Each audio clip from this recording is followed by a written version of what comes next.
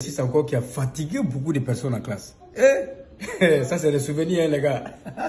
5 sur 5, 5 cinquièmes, voilà. Et puis 7, voilà, 7 tiers, 7 sur 3. Voilà, famille. Ça là, ce calcul-là, c'est que ça fatigue beaucoup d'entre vous. Voilà, c'est une fraction. Voilà. 5 sur 5 est une fraction, 7 sur 3 est une fraction, et on décide d'additionner ces deux fractions-là. C'est quoi une fraction d'abord? Voilà, il faut chercher à comprendre. Une fraction, c'est simple. Une fraction est un moyen d'écrire un nombre rationnel sous la forme d'un quotient de deux entiers.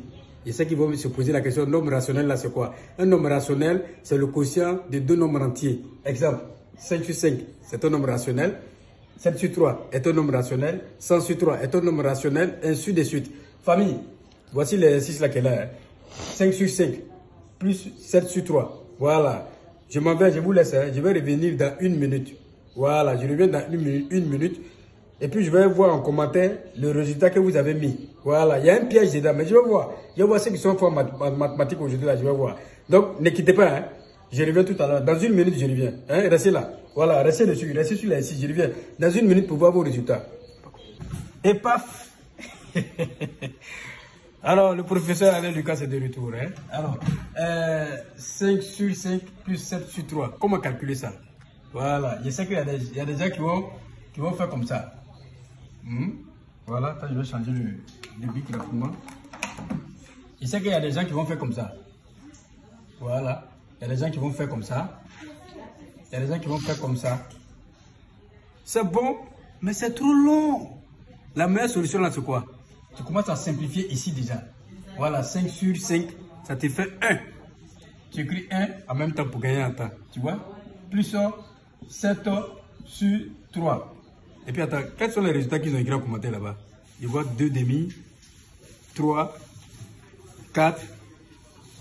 Il y a un qui a écrit 5, 12 tiers. Oh, ceux là, à l'école, ils ne sont pas rentrés en classe. Regardez, voilà, donc on écrit 1 plus 7 sur 3. Vous voyez un peu? 1 plus 7 sur 3, qu'est-ce que je fais? Voilà. J'applique la méthode papillon ici. Voilà. Ici. Et puis là.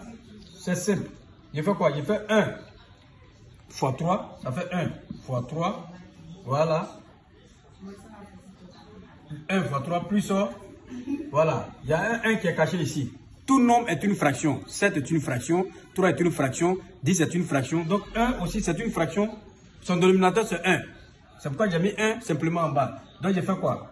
1 fois 3 et puis 7 fois 1. Voilà.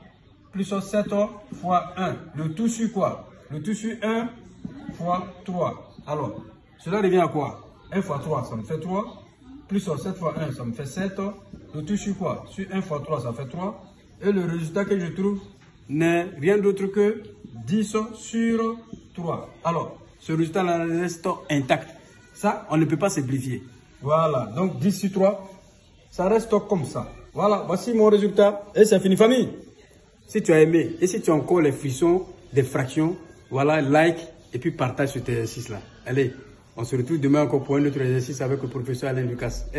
Ciao.